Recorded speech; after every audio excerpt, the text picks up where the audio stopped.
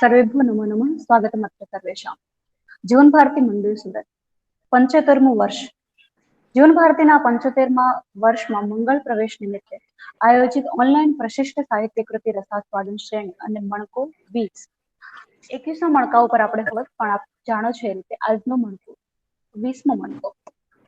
મિત્રો 75મું વર્ષ એટલે કે અમૃત વર્ષમાં કશુંક અમૃત બની રહે એવું કરવાના આયાસમાં જે આ પ્રયાસ આરંભ્યો છે એ છે આ ઓનલાઈન પ્રશિષ્ટ સાહિત્ય કૃતિ રસાસ્વાદન. આજે કે 10 વર્ષ પછી પણ વિદ્યાર્થી કે ભાવક કે પછી વાચન રસિયાઓને એક ઉત્તમ રસથાળ 75 વાનગીઓ સાથે એટલે કે 75 સાહિત્યોના પરિચય સાથેનો મળી રહે એવી ભાવના સાથે આ ઉપક્રમને માંડ્યું છે.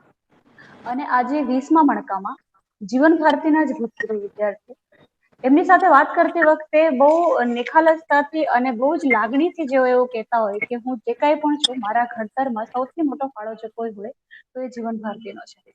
એવા જીવન ભારતીના વિદ્યાર્થી કે જેની ઉપર સંસ્થાને અને સમગ્ર ગુજરાતને મેડિકલ જગતને ગૌરવ છે એવા ઓર્થોપેડિક સર્જન ડોક્ટર તીર્થેશ મહેતા આજે આ મણકામાં વાત કરવાના છે પોતાની ગમતી કૃતિ પર દક્ષિણ આફ્રિકાના સત્યાગ્રહનો ઇતિહાસ ગાંધીજી દ્વારા રચાયેલી આ કૃતિ અને ડોક્ટર તીર્થેશ મહેતા. તીર્થેશભાઈના વ્યક્તિત્વનો હું વધારે પરિચય આપને આપું એમાં મને લાગે છે કે હું કંઈ પણ કહીશ એના કરતા જે લોકો એમને ઓળખે છે તેઓ મારા કરતા વધુ પરિચય એમનો ધરાવે છે અને જે નથી ઓળખતા જે આજે પહેલી વાર એમને સાંભળવાના છે એ પોતે 40-45 મિનિટમાં એમના વ્યક્તિત્વનો એમની વાંચન શૈલીનો અને એમની રજૂઆત શૈલીનો અનેકવિધ ભૂમિકા અનેકવિધ ખૂણાઓથી પરિચય માણી શકશે. તેમને તેઓ એવું પણ કહે છે કે હું તો ભૂલથી મેં એમને પૂછ્યું એકવાર કે આટલું બધું વાંચો કેવી રીતે છો અને ક્યારે વંચાય છે. અને કોઈ વ્યક્તિ ઓર્થોપેડિક સર્જન હોય ચલો એમને એક ઇતિહાસમાં રસ હોય તો સમજી શકાય પણ તમને તો તમારા વિશે તો એવી ખબર છે કે તમને વ્યાકરણમાં પણ એટલો જ રસ પડે છે. અને એમણે કહ્યું કારણ કે સાચી વાત એ છે કે હું ભૂલથી ઓર્થોપેડિક સર્જન બન્યો છું. આ એમની નિખાલસ કબૂલાત છે અને એ પણ એટલા માટે કારણ કે ત્યારે આર્થિક ઉપાર્જનની જરૂરિયાત હતી અને ટેલેન્ટ અને શક્યતાઓ બંનેનો જ્યારે સમન્વય થઈ ગયો તો હું આમાં આવી ગયો. પણ હકીકતમાં તો મને સંસ્કૃતમાં રસ હતો. એ ઉર્દુ સાહિત્ય હોય કે પછી કવિતા હોય કે વ્યાકરણ હોય કે પછી ઇતિહાસ કે પછી ગાંધીજી વિશે તો એ કલાકો સુધી મહિનાઓ સુધી વર્ષો સુધી વાત કરી શકે એટલું બધું એમનું એમાં ચિંતન હોય. તો એવા ડોક્ટર તીર્થેશ મહેતા 1988માં જેમણે જીવન ભારતીમાંથી 12મું ધોરણ પૂરું કર્યું અને આજે સમગ્ર સુરત શહેર અને એમની સાથે જોડાયેલા એમના કાર્યક્ષેત્ર સાથે જોડાયેલા લોકો ઓર્થોપેડિક સર્જન તરીકે બહુ ઉપરની શ્રેણીમાં જેમનું નામ છે એવા ડોક્ટર તીર્થેશ મહેતા. તીર્થેશભાઈ તમને જીવન ભારતી વતી જીવન ભારતી સાહિત્ય સમિતિ વતી અને વ્યક્તિગત રીતે પણ સાદર આવકારું છું અને વિનંતી કરું છું કે એક પણ ક્ષણ હું ના બગાડું અને હું પૂરેપૂરું તમને માણું તમારી આ કૃતિ તમારી પ્રિય કૃતિ સાથે. તો તમારું સાદર સ્વાગત છે sir. Please. Thank you very much. મારો અવાજ બરાબર આવતો હોય કે જી જી ન સર આવતો આવે છે હોય જે બી હોય મને કહેજો. સૌથી પહેલા તો મારા ડોક્ટર મિત્ર કેતનભાઈ શેલત સાહેબનો આભાર માનું છું. દીકરી રશ્મિનો આભાર માનું છું એણે આટલી સારી રીતે મારી ઓળખાણ તમારી સમક્ષ આપી. સીધો આપણે પુસ્તક ઉપર આવીએ. પુસ્તકનું ટાઇટલ છે દક્ષિણ આફ્રિકાના સત્યાગ્રહનો ઇતિહાસ. લેખક ગાંધીજી પોતે. શા માટે આ પુસ્તક સિલેક્ટ કર્યું? પહેલો જે મુદ્દો આવે મગજમાં તે આ એકચ્યુઅલી બહુ નાનપણમાં જ્યારે રામાયણ વાંચેલું ને ત્યારે પણ મારા મગજમાં રામના બે કૃત્યો, બે એમની જે એક્શન હતી તે કઈ જસ્ટિફાઈ નહીં થઈ, મારા ગળે નહીં ઉતરી. એક તો એ કે એમણે વાલીને છુપાઈને માર્યો અને બીજું એ કે એમણે કોઈ તદ્દન વાહિયાત માનસિક સ્થિતિ ધરાવતા કોઈ ફાલતુ માણસની ગોસિપ લેવલની વાત સાંભળી અને પોતાના ધર્મપત્ની સીતા માતા જ્યારે ગર્ભવતી હતા ત્યારે એમનો ત્યાગ કર્યો. કોઈ ગમે તેટલું એને જસ્ટિફાઈ કરે પણ એ મારા મગજમાં આજે બી નથી ઉતરતું.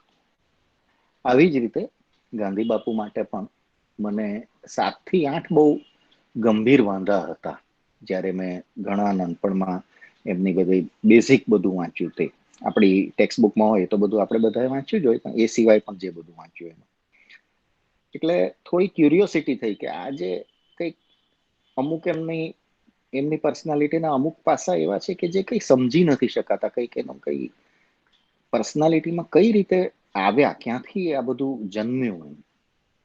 તો એનો જ્યારે મેં સ્ટડી કર્યો ત્યારે આ જે પુસ્તક છે દક્ષિણ આફ્રિકાના સત્યાગ્રહનો ઇતિહાસ, એ કોઈ કારણોસર આઉટ ઓફ પ્રિન્ટ હતી. એટલે મેં બધું આજુબાજુનું બધું વાંચ્યું. એમાં એક મેકિંગ ઓફ ધ મહાત્મા કરીને સારી બુક હતી, નાની એવી ચોપડી પણ સારી હતી. એના પરથી એક મૂવી પણ બન્યું છે, making of the Mahatma title છે, એ જોવા જેવું છે. હવે જે પેરિફરલ લિટરેચર વાંચ્યું, જે સેકન્ડરી સોર્સિસનું લિટરેચર વાંચ્યું, તે એટલું સંતોષકારક એટલા માટે ન લાગ્યું કે એમાં ગાંધીજીની નકરી સ્તુતિ હતી, એ સિવાય કશું જ નહીં. તે વખતે એક પુસ્તક મેળામાં આ ચોપડી મળી ને પછી આ એક એવી ઓથેન્ટિક બુક છે કે જેમાં 1893-94 થી લઈને 1914 સુધીનો ઇતિહાસ ગાંધીજી પોતે જ રેકોર્ડ કરે છે. એટલે આ પ્રાઇમરી સોર્સ. અને આમાં હું જે શોધતો હતો એમાંના 3 થી 4 મહત્વના મુદ્દા મને મળ્યા એમની પર્સનાલિટી વિશે.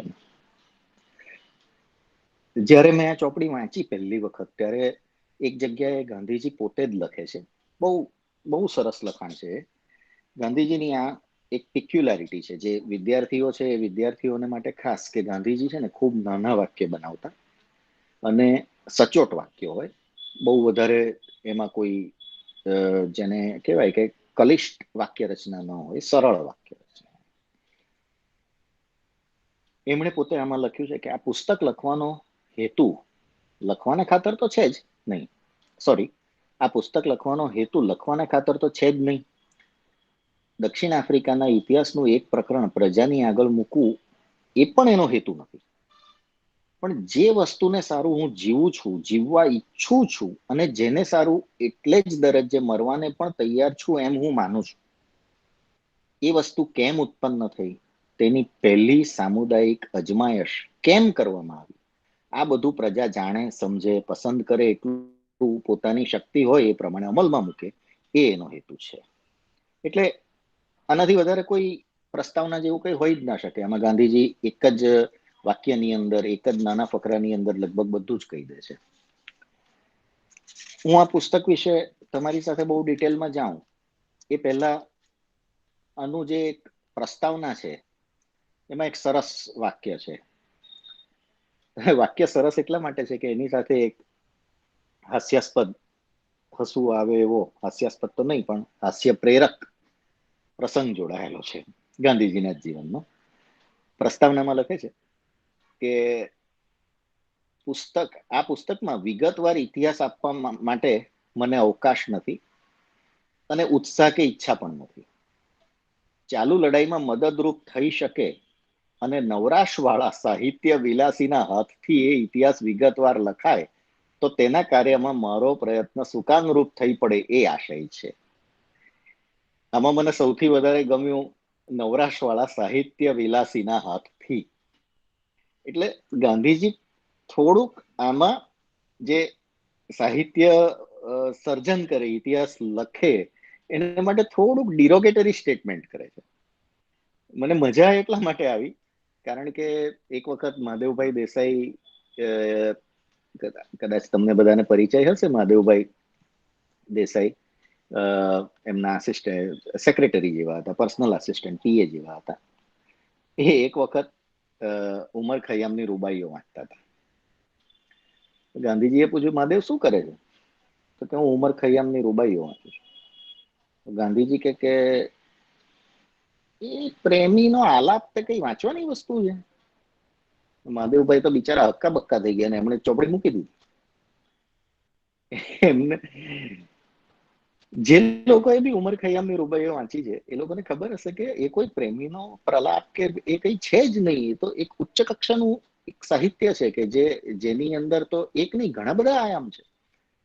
પણ ગાંધી બાપુના મગજમાં એમ કે જે વસ્તુ સ્વરાજ મેળવવામાં મદદ કરે એ સિવાયનું કંઈ પણ તમે કરો એ બધું વેસ્ટ ઓફ ટાઈમ. એ સમયની એ ડિમાન્ડ પણ હતી એટલે આપણે એ બાબતમાં એમને ક્રિટિસાઇઝ ના કરી શકીએ. પણ આ એમના સ્વભાવનો એક આડકતરો પરિચય છે. હવે હું આ આખા પુસ્તકનું એક બહુ જ ટૂંકમાં આ પુસ્તક શેના વિશે છે એ હું તમને કહું, ત્યાર પછી આપણે એક પછી એક એના જે ઇમ્પોર્ટન્ટ આસ્પેક્ટ્સ છે એને આપણે સ્ટડી કરીએ.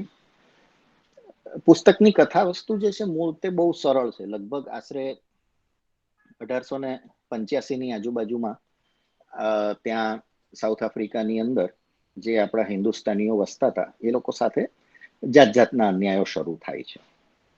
અને લગભગ 1892 અથવા તો 1893ની અંદર ગાંધીજી પોતે આ બધું પરોક્ષ રીતે જાણે છે. પછી પોતે ત્યાં જાય છે અને પોતે ત્યાં જઈને આ બધું ફર્સ્ટ હેન્ડ એક્સપિરિયન્સ કરે છે. આખી વસ્તુનું રૂટ કોઝ, પ્રોબ્લેમ્સનું રૂટ કોઝ એ હતું કે સાઉથ આફ્રિકામાં બે સરકાર હતી, એક તો બ્રિટિશ અને બીજી ડચ, વલંદાજ એને કહેવાય. એ બંનેનો હેતુ ત્યાં સરકાર ચલાવવા પાછળ એ જ હતો કે મેક્સિમમ ત્યાંથી ત્યાંના જે નેચરલ રિસોર્સિસ હતા, ગોલ્ડ હતું, ડાયમંડ હતું, અને ત્યાં ખેતીને લાયક પુષ્કળ જમીન હતી, ત્યાંથી મેક્સિમમ બધો રિસોર્સિસ જે હોય એ બધાનો વાણોમાં ભરી ભરીને પોતપોતાના મધરલેન્ડની અંદર મોકલવા, આ લોકોનો પર્પસ હતો. હવે ત્યાંની જે મૂળ પ્રજા હતી, હબસી પ્રજા, એ બહુ જ આળસુ અને આરામપ્રિય પ્રજા હતી. એ જરાય ઉદ્યમી નહીં હતી. એ એક વર્ષમાં 6 મહિનાથી વધારે તો કામ કરવા માટે હિસ્ટોરિકલી ટેવાયેલી જ નહીં હતી. એટલે આ લોકો એ પ્રજાની સાથે સામ દામ દંડ ભેદ કંઈ બી કરે પણ એ પ્રજા એ લોકોનું કામ કરતી નહોતી. મજૂરીનું કામ, મૂળભૂત રીતે મજૂરીનું કામ. એટલે ત્યાંની સરકાર તે વખતના આપણા ભારતની અંદર જે વાઇસરોય હતા એનો સંપર્ક કરે છે અને એને એમ કે છે કે ભાઈ તમે તમારે ત્યાંથી આ બધા મોકલો, મજૂરો મોકલો, ને એ મજૂરોને અમે લોકો અહીંયા એગ્રીમેન્ટથી રાખીએ, અને અમુક વર્ષ પૂરા થાય એટલે પછી એ લોકોનું એગ્રીમેન્ટ પૂરું થાય પછી એ લોકો સ્વતંત્ર, એ લોકોએ જે કરવું એ કરે. શરૂઆતમાં બધું થોડું ચાલે પણ છે. પછી શું થાય છે કે ત્યાં જે લોકોના એગ્રીમેન્ટ પૂરા થાય છે એ લોકો પછી ત્યાં વસી જાય છે, હિન્દુસ્તાનીઓ.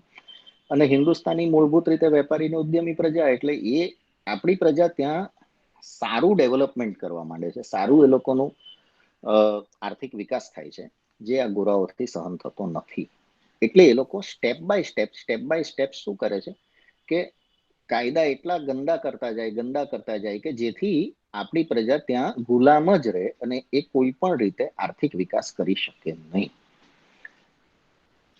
આની સામે ગાંધીજી ત્યાં સત્યાગ્રહનું હથિયાર ઉગામે છે. સત્યાગ્રહ શબ્દ પહેલી વખત ગાંધીજી પ્રયોજે છે. સત્યાગ્રહ શબ્દ કઈ રીતે ઉદ્ભવે છે તેનું પણ આ પુસ્તકમાં વ્યવસ્થિત વર્ણન છે, અને એમાં ઘણે બધે અંશે સફળતા પણ મેળવે છે. હવે આની અંદર ગાંધીજીનું પોતાનું ઘડતર થાય છે, જે પોતે પુસ્તકમાં નિખાલસ રૂપે બધું લખે છે. તે એ ઘડતર એ રીતે થાય છે કે ત્યાં સુધી લગભગ એ બેરિસ્ટર થાય છે ગાંધીજી, અને ત્યાં જાય છે ત્યાં સુધી એમનો કોઈ પબ્લિક લાઈફની અંદર કોઈ એમનો અનુભવ ડાયરેક્ટ કે ઇનડાયરેક્ટ હોતો નથી. ત્યાં ગયા પછી એમનો એ આખો જે વ્યક્તિત્વનું જે ઘડતર થાય છે, સત્યાગ્રહનો કોન્સેપ્ટ એમના પોતાની અંદર માત્ર થિયરિટિકલી નહીં પણ પ્રેક્ટિકલી અમલમાં મૂકીને આત્મસાત થાય છે.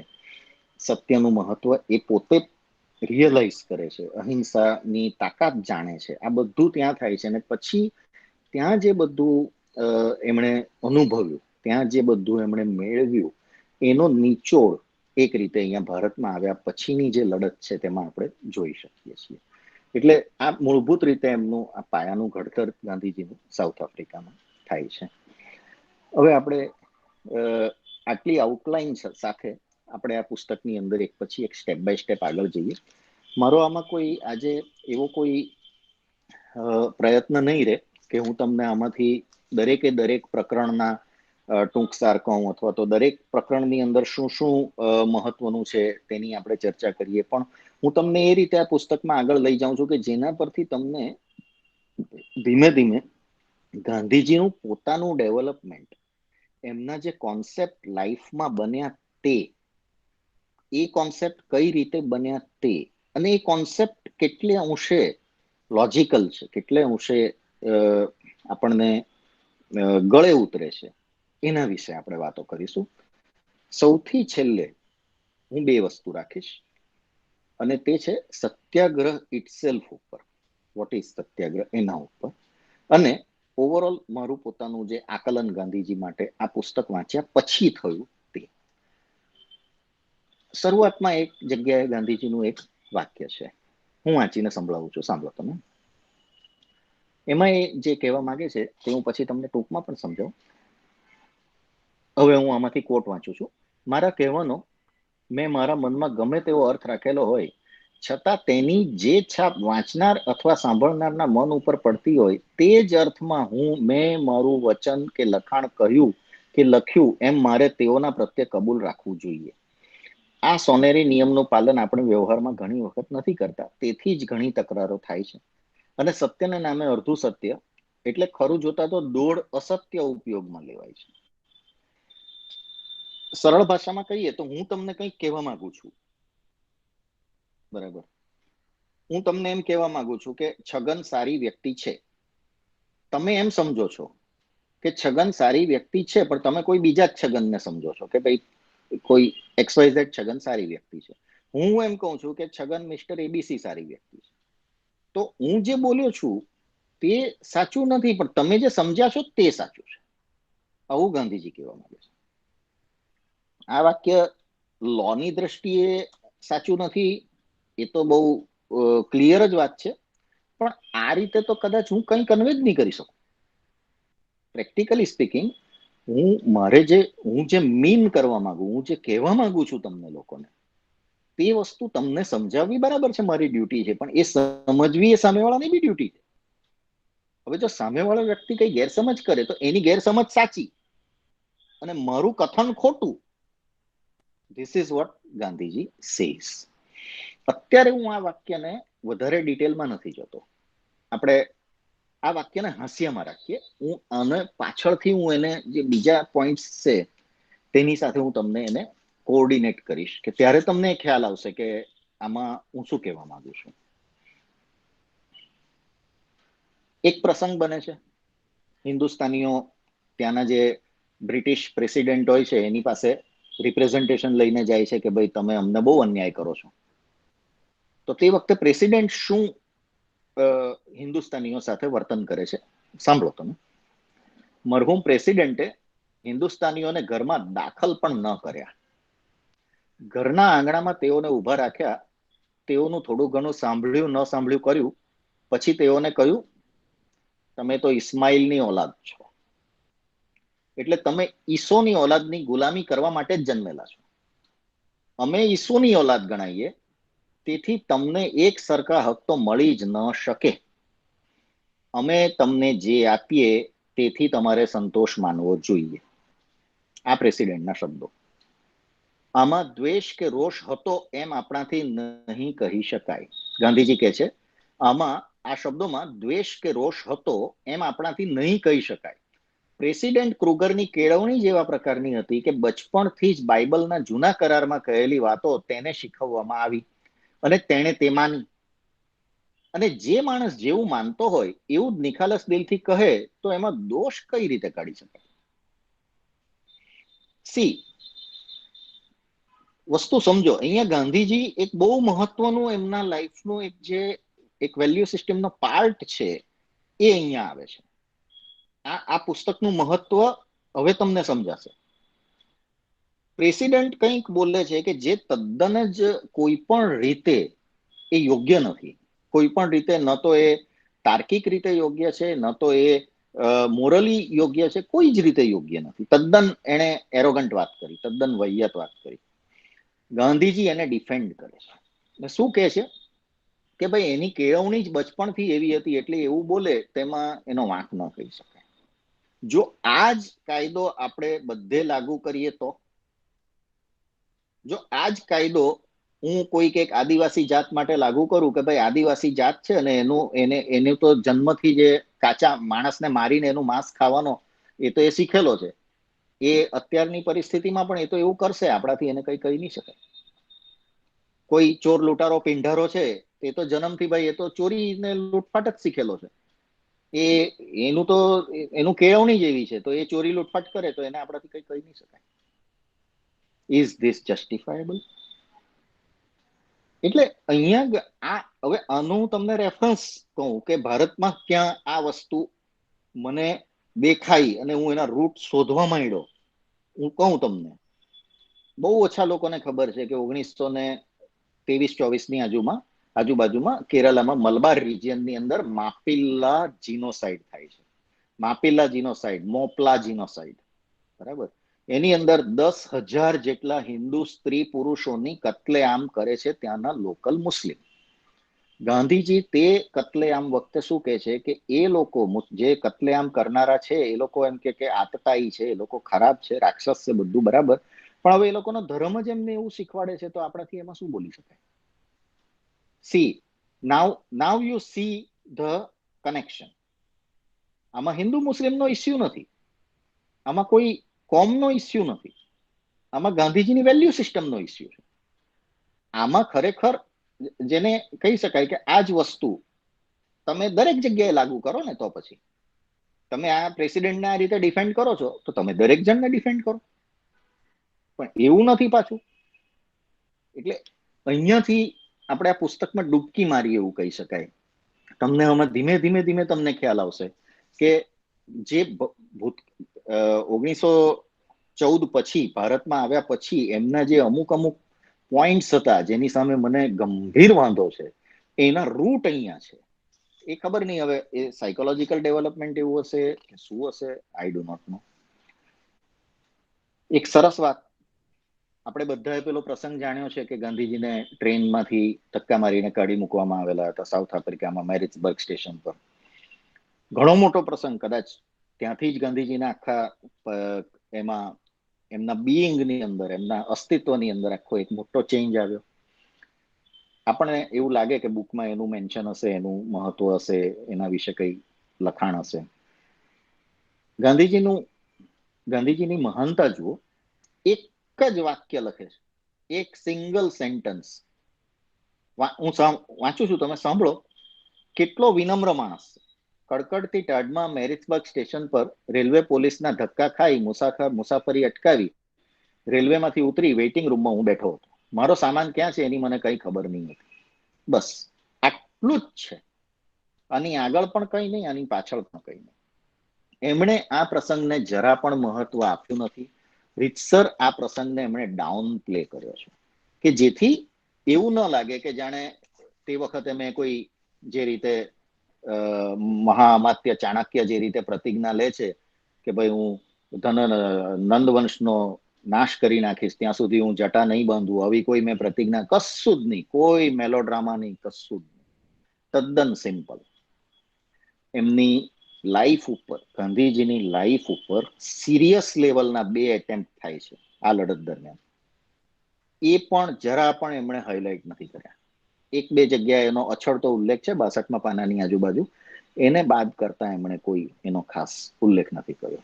એટલે એ એમની નમ્રતા છે કે એમણે કશે પણ આ જાણે પોતે આ આખી કથાના નાયક છે, જરા પણ નહીં, સેજ પણ નહીં. એમણે માત્ર એક નિષ્પક્ષ ઇતિહાસકાર જે રીતે લખે કે ભાઈ આમ બનેલું હતું, ધેટ્સ ઓલ, એનાથી વધારે એમને કંઈ નથી કર્યું.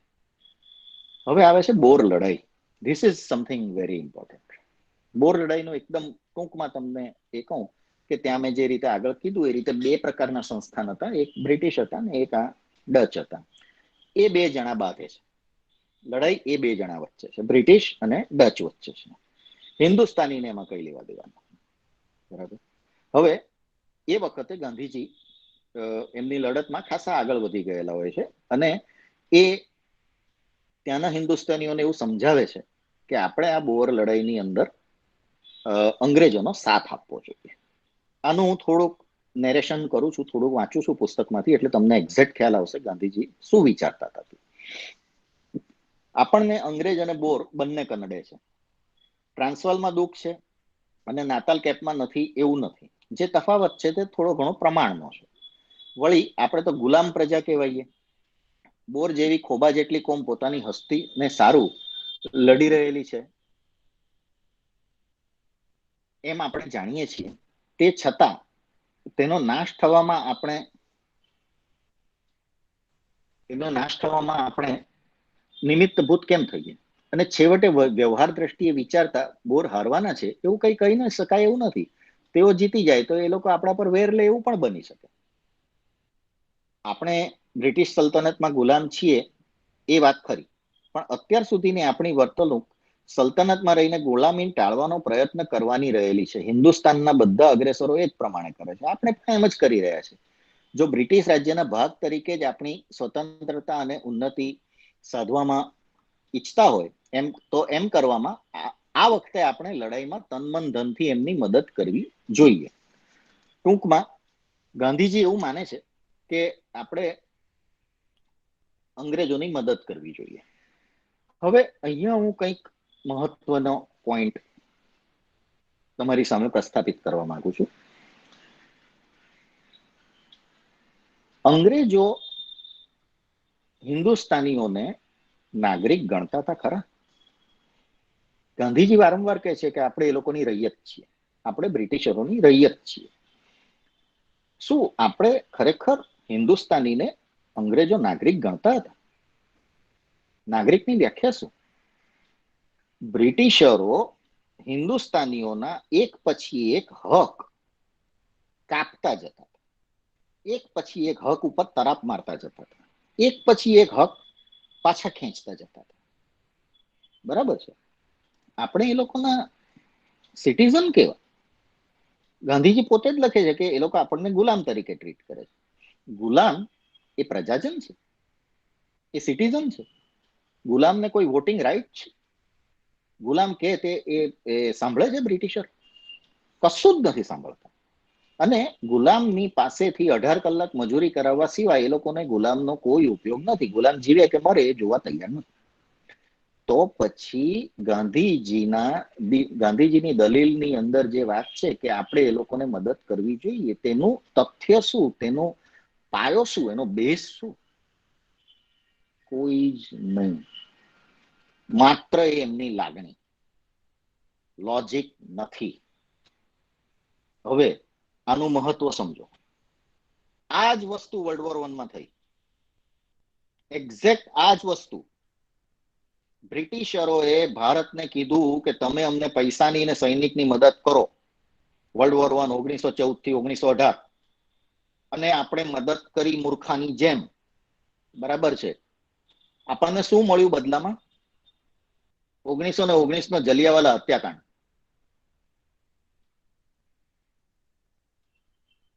એક મૂર્ખાઈ કરી બોરમાં, બીજી મૂર્ખાઈ કરી વર્લ્ડ વોર 2 માં, ત્રીજી મૂર્ખાઈ કરી વર્લ્ડ વોર 2 માં, સોરી બીજી મૂર્ખાઈ કરી વર્લ્ડ વોર 1 માં, ત્રીજી કરી વર્લ્ડ વોર 2 માં, 1939 ની અંદર, વર્લ્ડ વોર 2 ની અંદર. ખબર છે આપણા ભારતના કેટલા સૈનિક ત્યાં total including everything total 25 lakh સૈનિક ત્યાં લડ્યા છે વર્લ્ડ વોર 2 માં, બેગાની શાદી में અબ્દુલ્લા દીવાના. એ વખતે પણ ગાંધીજીએ કોંગ્રેસ સહિત બધાએ અંગ્રેજોને સમર્થન કર્યું હતું. આપણને શું મળ્યું બદલામાં? 1942, 43 ને 44 માં પશ્ચિમ બંગાળની અંદર દુકાળ પડ્યો ત્યારે પશ્ચિમ બંગાળમાંથી ચોખાનો એક દાણો વિન્સ્ટન ચર્ચિલે ખેંચી લીધો. સેને માટે? પોતાના સૈનિકો માટે, જે યુરોપમાં લડતા હતા. અને બંગાળમાં કેટલા માણસો મરી ગયા? 30 થી 40 લાખ. હિટલરે માર્યા પેલા એમાં કોન્સન્ટ્રેશન કેમ્પમાં 60 લાખ યહૂદી, અને વિન્સ્ટન ચર્ચિલે માર્યા ભારત દેશની અંદર 30 થી 40 લાખ હિન્દુસ્તાની. હિટલર વિશે કેટલા પિક્ચરો બન્યા, કેટલું સાહિત્ય લખાયું. હિટલરને એ લોકોએ એટલો બદનામ કર્યો કે આવતા 1000 વર્ષ સુધી કોઈ એને હિટલરને ભૂલી નહીં શકે કે ભાઈ એ ખરાબ માણસ હતો. વિન્સ્ટન ચર્ચિલ માટે કોઈએ એક સ્ટેટમેન્ટ પણ આપ્યું? કોંગ્રેસમાંથી કોઈએ સ્ટેટમેન્ટ આપ્યું કે આ તમારી ભૂલ હતી? વર્લ્ડ વોર 2 માં શા માટે તમે અંગ્રેજોની મદદ કરી? શું લોજિક હતું? અને તમને શું મળ્યું બદલામાં? તમને બોર લડાઈમાં કઈ નહીં મળ્યું. આ બોર લડાઈની અંદર દક્ષિણ આફ્રિકાની અંદર આખી લડાઈ પૂરી થાય છે. ત્યાર પછી શું કહે છે પેલા લોકો, અંગ્રેજો, ગાંધીજીને અને એના હિન્દુસ્તાની મિત્રોને કે અમે તમને એક પ્રશસ્તિ પત્ર આપીએ છીએ, we are thankful to you. અને બરાબર એના મહિના પછી પાછો જે કાયદો અમલમાં હતો એ જ કાયદો અમલમાં આવે છે, અને બેફામ અત્યાચાર પાછા હિન્દુઓ પર ચાલુ થઈ, હિન્દુસ્તાનીઓ પર ચાલુ થઈ જાય છે. આ બોર લડાઈનું પરિણામ. આ ગાંધીજીની જે થિયરી હતી કે આપણે એ લોકોને મદદ કરવી જોઈએ, મદદ કરી, એનું આ પરિણામ. વર્લ્ડ વોર 1 ની અંદર મદદ કરી, એનું પરિણામ જલિયાવાલા બાગ. વર્લ્ડ વોર 2 માં મદદ કરી, એનું પરિણામ પશ્ચિમ બંગાળની અંદર 30 થી 40 લાખ હિન્દુસ્તાનીઓના મૃત્યુ થાય છે. તે આ વસ્તુ બહુ જ ઓછા ઇતિહાસના ટીચરો પણ છોકરાઓને ભણાવે છે, કારણ કે આખી વસ્તુને દબાવી દેવામાં આવી છે. તમે જોશો હિસ્ટ્રીની અંદર મોપીલા જીનોસાઇડને દબાવી દેવામાં આવેલો છે. બરાબર. હિસ્ટ્રીની અંદર ચર્ચિલે જે આ નરસંહાર કર્યો વેસ્ટ બેંગાલની અંદર, એને આખો દબાવી દેવામાં આવેલો છે. કેમ? કારણ કે હિસ્ટ્રી લખનારના વેસ્ટેડ ઇન્ટરેસ્ટ છે. આપણે એમાં નહીં જઈએ અત્યારે, આપણે આ પુસ્તક પર ધ્યાન આપીએ. પણ this is a Himalayan blunder. હવે આપણે આગળ વધીએ. બોરની લડાઈ પૂરી થાય છે, કોઈ જાતનો એમાં કશો જ કોઈ પ્રકારનો બેનિફિટ થતો નથી એ લોકોને, બ્રિટિશરોને મદદ કરવાના. અને ત્યાર પછી એક પછી એક સ્ટેપ બાય સ્ટેપ આ લોકો હિન્દુસ્તાનીઓ પોતાની માગણી માટે જૂજતા જાય છે, બધું જ કરે છે. કશું એનો કોઈ પરિણામ આવતું નથી. અંગ્રેજો માત્ર વાટાઘાટ કર્યા કરે છે, એનાથી આગળ કશું થતું નથી. સમય પસાર થતો જાય છે, વર્ષોના વર્ષો પસાર થતા જાય છે. અહીંયા એક જગ્યાએ બહુ મહત્વનું એક વાક્ય છે. અત્યારે ખાલી આ એક વાક્ય હું વાંચું છું. અત્યારે એ વાક્યની ડિટેલમાં નથી જતો. છેલ્લે આપણે જયારે સત્યાગ્રહ વિશે સમજીશું ત્યારે હું તમને આ વાક્ય યાદ કરાવીશ. સત્યાગ્રહી ભયને તો કોરે જ મૂકે છે, તેથી વિશ્વાસ કરતા તે કદી ડરે જ નહીં. સાંભળજો. 20 વાર વિશ્વાસનો ઘાત થાય તો પણ 21મી વાર વિશ્વાસ કરવા એ તૈયાર રહે છે. અત્યારે આ વાક્ય વિશે હું વધારે ડિટેલમાં નથી જતો. આપણે આને હાંસિયામાં રાખીએ, હું પછી એને કોરિલેટ કરીશ.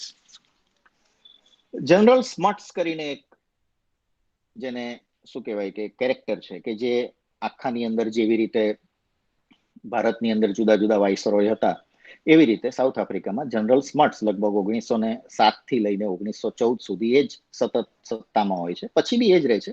1925 સુધી એ સત્તામાં રહે છે. એ એક સંપૂર્ણપણે જેને કહે ને લોમડીની કક્ષાનો માણસ હતો. એ એકદમ લુચ્ચું શિયાળ, અને દરેક વાક્ય દ્વિઅર્થી બોલે. પોતાની દરેક વાતની અંદર ઘણીવાર તો દ્વિઅર્થી શું, ત્રિઅર્થી વાક્ય હોય, અને દરેક વાતમાં એ ફરી જ જાય. ગાંધીજીને એમના સાથીદારોને પ્રોમિસ આપે, ફરી જાય, પ્રોમિસ આપે, ફરી જાય. આની અંદર પુસ્તકની અંદર એક આખા પાનામાં જનરલ સ્મટ્સનો ગાંધીજી બચાવ કરે છે. કે જનરલ સ્મટ્સ એમ કે ભલે એમ કે માણસ એમ કે બહુ લુચ્ચો હતો, પણ એમના જ શબ્દોમાં આપણે સાંભળીએ. વાસ્તવિક રીતે એમ કે કદાચ એમના કૃત્યો કદાચ ઈરાદાપૂર્વક વિશ્વાસઘાત કરવાના ન હોય એવું બને. અને જ્યાં કોઈ ઘાતનો ઈરાદો નથી ત્યાં વિશ્વાસનો ભંગ કેવી રીતે માની શકાય? મતલબ કે જનરલ સ્મટ્સ કોઈ ઘાત કરતા જ નહીં. This is a very serious problem. જ્યારે તમે રિયાલિટીને આંખમાં આંખ મેળવીને જોશો નહીં, ત્યારે પ્રોબ્લેમ જ થાય. કોઈ માણસ નઠારો છે તો તમારા મનમાં એ વ્યાખ્યાયિત થવું જરૂરી છે કે એ માણસ નઠારો છે. મોહમ્મદ અલી ઝીણા માટે ગાંધીજી 1945 સુધી એવું કહેતા રહ્યા કે હી ઇઝ અ થરો જેન્ટલમેન. અરે વોટ નોનસેન્સ. આજે એના ઇન્ટેન્શન, મોહમ્મદ અલી ઝીણાએ પોતાના ઇન્ટેન્શન છુપાવેલા નહોતા. એણે પહેલેથી કીધેલું હતું કે મારો ઇન્ટેન્શન જ એ છે કે દેશ મારો અલગ કરવો છે, જે ધર્મના આધાર પર અલગ કરવો છે, અને મારે એ દેશના કાયદે આઝમ બનવું છે. આ તો એના ઓપન હતા. આમાં કાં સિક્રેટ કાં છે? હવે જો આ એના ઇન્ટેન્શન હોય ને ગાંધીજી જો એને ડિફેન્ડ કર્યા કરતા હોય, તો પેલો માણસ તો ચગી જ જાય ને. આજે 1935 ની અંદર લગભગ 35 કે 36માં જ્યારે એ પ્રિવી કાઉન્સિલના ઇલેક્શન થાય છે ઇન્ડિયામાં, ત્યારે મુસ્લિમ લીગ સંપૂર્ણપણે હારી જાય. એના 4-5 વર્ષમાં એ લોકો એટલો બધો મુસ્લિમ લીગના અમુક તત્વો એટલો બધો ઝેરી પ્રચાર કરે છે કે એ પ્રચારને લીધે મુસ્લિમ લીગ 3-4 વર્ષ પછી મુસ્લિમ મેજોરિટીના બધા જ એરિયાની અંદર જીતી જાય. તે વખતે સરદાર પટેલ કહે છે બાપુને કે બાપુ આ માણસ તો બધું ભડકાવે છે, આ માણસ બહુ મોટો પ્રોબ્લેમ ક્રિએટ કરશે. ગાંધીજી કહે છે ના, એ તો જેન્ટલમેન. જો તમે કોઈનો દોષ ન જુઓ, બરાબર છે, એ કદાચ સંતનું નિશાન હોઈ શકે, પણ એ રાજનીતિજ્ઞનું નિશાન નથી. રાજનીતિ જુદી વસ્તુ છે અને સંતપણું જુદી વસ્તુ. તમે કદાચ સંત છો, કબૂલ, આપણે સન્માન આપીએ છીએ, પણ રાજનીતિને એને શું સંબંધ છે?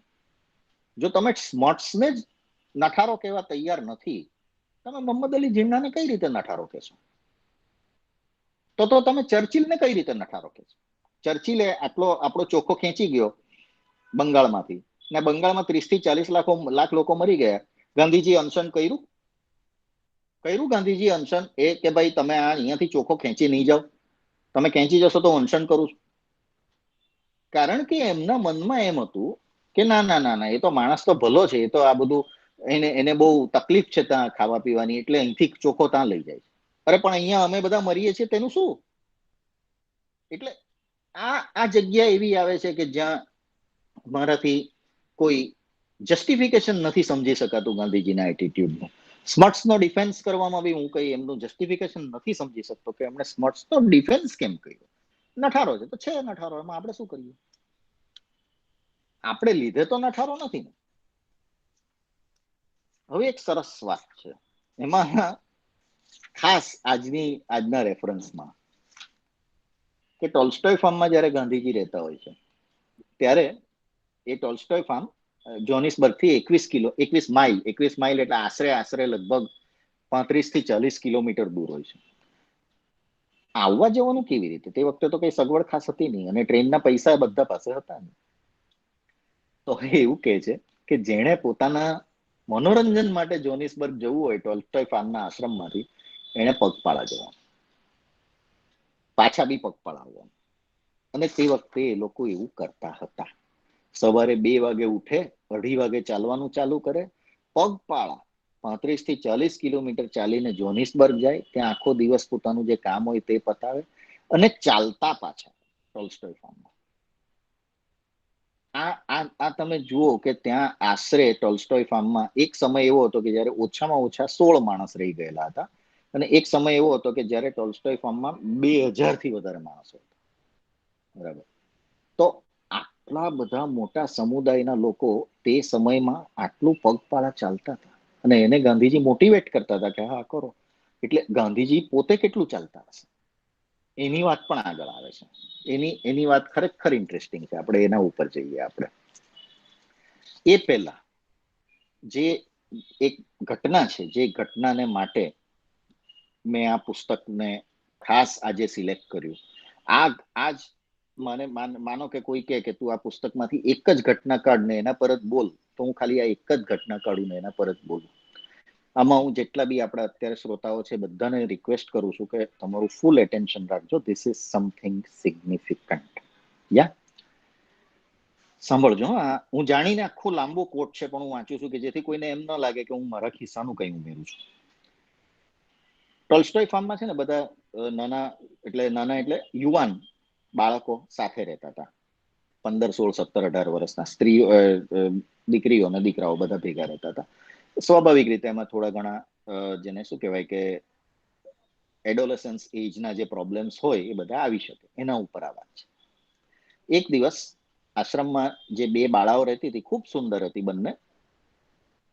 એ બાળાઓએ અથવા તો કોઈ બાળકે મને ખબર આપી કે એક જુવાનિયાએ આ 2 બાળાઓની મશ્કરી કરેલી. હું ધ્રુજ્યો, મેં તપાસ કરી, વાત ખરી હતી. જુવાનિયાને સમજાવ્યું, પણ એટલેથી બસ ન હતું. એના પર મારી સમજાવટની ખાસ કોઈ અસર થઈ નહીં. બંને બાળાઓના શરીર ઉપર મેં એવું ચિહ્ન ઈચ્છ્યું કે જેથી દરેક યુવક સમજી શકે અને જાણે કે આ બાળાઓ પર કુદ્રષ્ટિ કરાય જ નહીં. બાળાઓના શરીર પર એવું ચિહ્ન ઈચ્છ્યું ગાંધીજીએ. બાળાઓ પણ સમજે કે પોતાની પવિત્રતા ઉપર કોઈ હાથ નાખી જ ન શકે. સીતાને વિકારી રાવણ સ્પર્શ સરખો ન કરી શકે. રામ તો દૂર હતા. એવું કયું ચિહ્ન હું બાળાઓને આપું કે જેથી તેઓ પોતાને સુરક્ષિત સમજે અને બીજા તેમને જોઈને નિર્વિકાર રહે. રાત જાગ્યો, આખી રાત હું જાગ્યો. સવારમાં બાળાઓને વિનવી, તેઓને ભડકાવ્યા વિના સમજાવીને સૂચવ્યું કે તેઓ પોતાના સુંદર લાંબા વાળ કાપી નાખવાની મને રજા આપે. આ વાક્ય હું પાછું વાંચું છું. તેઓને ભડકાવ્યા વિના સમજાવીને મેં સૂચવ્યું કે તેઓ પોતાના સુંદર લાંબા વાળ કાપી નાખવાની મને રજા આપે. મોટી સ્ત્રીઓને સમજાવી મૂકી હતી. એ લોકોને મારી સૂચના સહન તો ન થઈ, પણ એ લોકો મારો હેતુ સમજી શક્યા હતા અને કંઈ બોલ્યા નહીં. બંને છોકરીઓના વાળ ભવ્ય હતા. બંનેના વાળ પર ગાંધીજીએ પોતે કાતર ચલાવી. ને પછી વર્ગમાં આ કાર્યનું પૃથક્કરણ કરી બધાને મેં સમજાવ્યું. પરિણામ સુંદર આવ્યું. ફરી મેં મશ્કરીની વાત સાંભળી નહીં. એ બાળાઓએ કશું ખોયું જ નહીં. કેટલું મેળવ્યું હશે તો દૈવ જાણે. યુવકો આજે પણ આ પ્રસંગ યાદ કરતા હશે અને પોતાની દ્રષ્ટિને શુદ્ધ રાખતા હશે એમ હું આશા રાખું છું. હવે આ તો આખી વેલ્યુ સિસ્ટમનો સવાલ આવી ગયો. What is this? આ ગાંધીજીએ એક્ઝેક્ટલી શું કર્યું તમે સમજ્યા? કોઈ બે બાળાઓ સરસ હતી, સુંદર હતી, સુંદર વાળ હતા, એની કોઈક યુવકે મશ્કરી કરી. યુવકને સમજાવ્યો પણ એમને ખ્યાલ આવ્યો કે આ બંને યુવક પર કોઈ ખાસ અસર થઈ નહીં. તો એમણે શું રસ્તો અજમાવ્યો? બાળાને કુરૂપ કરી. વાત સમજો. ગુનેગારને સજા નથી થતી, ફરિયાદીને સજા થાય છે. જે ભોગ બને છે, જેનું શોષણ થાય છે, એને સજા થાય છે. આના તમે ઇમ્પ્લિકેશન્સ વિચારો, આના તમે દૂરગામી પરિણામ વિચારો. પેલા યુવક પર તો જે અસર થઈ હશે, નહીં થઈ હશે, જે બી હશે તે બરાબર. બાળાઓના મગજ પર શું અસર થઈ? બાળાઓએ શું મેસેજ ગ્રહણ કર્યો? એ જ નહીં કે અમારો વાંક હોય કે અમારો વાંક ન હોય, અમારા વાળ કપાઈ ગયા. આમાં તો એ લોકોના વાંકનો કોઈ સવાલ જ નહીં હતો. હવે તમે સિમિલિયારિટી જુઓ. મોહમ્મદ અલી જીણા સમજતો નથી, મોહમ્મદ અલી જીણા માનતો નથી, તો માનવાનું કોણે? કોંગ્રેસે. કેમ? એ સાંભળે છે, પેલો સાંભળતો નથી. મતલબમાં એમની વેલ્યુ, ગાંધી બાપુની વેલ્યુ સિસ્ટમ પ્રમાણે તમારે એ વ્યક્તિને સજા કરવી ઉચિત છે કે જે સજા સ્વીકારવા તૈયાર છે. તમારે એ નથી જોવાનું કે સત્ય ક્યાં છે, અસત્ય ક્યાં છે, ન્યાય ક્યાં છે, અન્યાય ક્યાં છે. આ જયારે મેં પુસ્તક પહેલી વાર વાંચ્યું ને ત્યારે આ પ્રસંગ વાંચ્યા પછી મને કઈ સમજ જ નહીં પડી. આખો પ્રસંગ મેં બીજી વખત વાંચ્યો કે આ મેં બરાબર વાંચ્યું, આ ખરેખર ગાંધીજી આવું કરેલું. And he did it. પોતે લખે છે. હવે મને તાળો મળે છે કે 1914 પછી, 1914 થી 1948 દરમિયાન મને જે ગાંધીજી સામે 7 થી 8 સૈદ્ધાંતિક વાંધા છે, એ વાંધાઓનું રૂટ કોઝ ક્યાં છે. આઈ હોપ કે હું તમને આ વાત સમજાવી શક્યો છું. This is a faulty value system of Gandhi Bapu. આપણી પાસે સમય ઓછો છે એટલે હું અમુક જે એમના પ્રસંગો છે જે મેં ચર્ચા કરવાનું વિચારેલું, હું એની ડિટેલમાં નથી જતો. ખાલી એક જ વસ્તુ આમાં મહત્વની આવે છે કે ગોખલેજી પણ ત્યાં, ગોપાલકૃષ્ણ ગોખલેજી પણ ત્યાં જાય છે અને ગાંધીજી, ગોપાલકૃષ્ણ ગોખલે બધા જ ત્યાં બધી જ રીતે અંગ્રેજો સાથે સમજાવટના પ્રયત્નો કરે છે, પણ કોઈ સમજાવટ સફળ થતી નથી. અને અંતે એક જેને સત્યાગ્રહ ના શસ્ત્રથી એ લોકો એક મોટી કૂચનું આયોજન કરે છે અને ત્યારે પછી એ ત્યાંની સરકારને એવો ખ્યાલ આવે છે કે આ મેનેજ નહીં થઈ શકે. આપણાથી 5-6 હજાર હિન્દુસ્તાનીઓને કેદ કરીને એ લોકોને આપણાથી મેનેજ કરવા શક્ય નથી. સમયની જો મોકળાશ હોતે તો હું આની વધારે ડિટેલમાં જતે. અત્યારે હું એની ડિટેલમાં જતો નથી. પુસ્તકની ચર્ચા હું અહીંયા સમાપ્ત કરું છું. હવે આપણે જે મારે મહત્વની વાતો જે તમને તમારી સાથે શેર કરવાની છે, હું એના પર આવું છું. That is Satyagraha itself. આખા પુસ્તકની અંદર સત્યાગ્રહને લગતા ઘણા બધા પેરેગ્રાફ્સ, ઘણા બધા પેજીસ છે કે જે ખરેખર સોનાની ખાણ જેવા છે અને જેને એમાં ઊંડો રસ હોય એને ખાસ ભલામણ કે આખું આ પુસ્તક ધ્યાનપૂર્વક વાંચે. મારા અત્યાર સુધીની ચર્ચા પરથી કદાચ ઘણાને એવું લાગ્યું હોય કે હું ગાંધીજીનું ક્રિટિસિઝમ કરું છું. યસ, હું ગાંધીજીનું ક્રિટિસિઝમ કરું છું, એમાં કોઈ ડિબેટ જ નથી. પરંતુ એ ક્રિટિસિઝમ મારું માત્ર જે રીતે રામના 2 કૃત્ય મને નથી સમજાયા, એ રીતે ગાંધીજીના મને અમુક જ કોન્સેપ્ટ નથી સમજાયા, એટલા પૂરતું સીમિત છે. એને બાદ કરતા ફૂલ કોન્શિયસનેસ સાથે આ વાત હું તમને કહી રહ્યો છું અત્યારે કે 100 ઉચ્ચ કોટીના સંત 100 જેટલું કામ કરે ને એક જીવનમાં, એટલું કામ ગાંધી બાપુએ પોતે એકલાએ એક જીવનમાં કરી બતાવેલું છે. એમની ક્વોલિટીઝ એવી છે કે જે એક એક ક્વોલિટી ઉપર આપણે 1-1 કલાક સુધી છણાવટ કરી શકીએ. નંબર 1, એ કોઈ દિવસ પણ કદી પણ અનુયાયી પાસેથી એવી અપેક્ષા નહોતા રાખતા કે અનુયાયી પહેલી ગોળી ખાય. હંમેશા મોખરે પોતે રહેતા. પહેલી ગોળી એમણે પોતાની છાતી પર ઝીલવાની તૈયારી રાખી અને લાઠીઓ ખાધી. પહેલી લાઠી એમણે પોતાના પર રાખી. સૌથી પહેલું જેલમાં પોતે ગયા. This is number 1. નંબર 2, એમણે એ શીખવાડ્યું કે ફૂલ ટ્રાન્સપરન્સી, ઓનેસ્ટી સાથે રાજકારણ થઈ શકે, કે જે વિચ ઇઝ અનહર્ડ ઓફ. આવું કોઈ દિવસ આપણે સાંભળ્યું જ નથી. અભૂતપૂર્વ, અનપ્રેસિડેન્ટેડ. ત્રીજી વસ્તુ, અસ્પૃશ્યતા નિવારણમાં એમનો જે ફાળો છે એને માટે આખું ભારત એમનું આજે નહીં કાયમ માટે ઋણી રહેશે. નંબર 4, એમણે પોતે જે જાહેર જીવનની અંદર ટ્રાન્સપરન્સીનું જે એક આખું એક ચારિત્ર્ય ઊભું કર્યું, એ ચારિત્ર્યએ એક આખી જનરેશનને ટ્રાન્સપરન્ટ બનાવી દીધી. સામાન્ય કોઈ ઇમ્પેક્ટ નહોતો, અદ્ભુત ઇમ્પેક્ટ હતો. ખ્યાલ આવ્યો? એટલે ગાંધીજીની જે પોઝિટિવ સાઈડ છે એને માટે તો કદાચ જેને કહેવાય ને કે એક અઠવાડિયું બી ઓછું પડે. એટલે એમાં એમને બીમિન કરવાનો મતલબ નથી, પણ મારો મતલબ એ છે કે જે જગ્યાએ પ્રોબ્લેમ્સ છે એ જગ્યાએ પ્રોબ્લેમ ન જોવા એ કોઈ વિઝડમ નથી. સત્યાગ્રહ વિશે હું એક ટૂંકમાં ટિપ્પણી કરીને હું મારી વાત પૂરી કરી દઈશ. સત્યાગ્રહ છે ને બહુ અમુક જ સિચ્યુએશનમાં સક્સેસ જાય. તમે સમજો, જ્હોન પોલ સાર્ત્રેએ કીધેલું ગાંધીજી માટે કે Gandhiji was Gandhiji because of Britishers. સમજો વાત.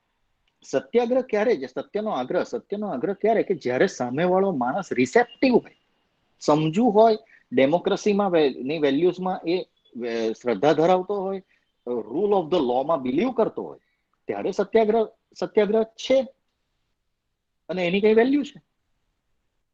પણ 4 કન્ડિશન એવી છે કે જેમાં સત્યાગ્રહની કોઈ વેલ્યુ નથી.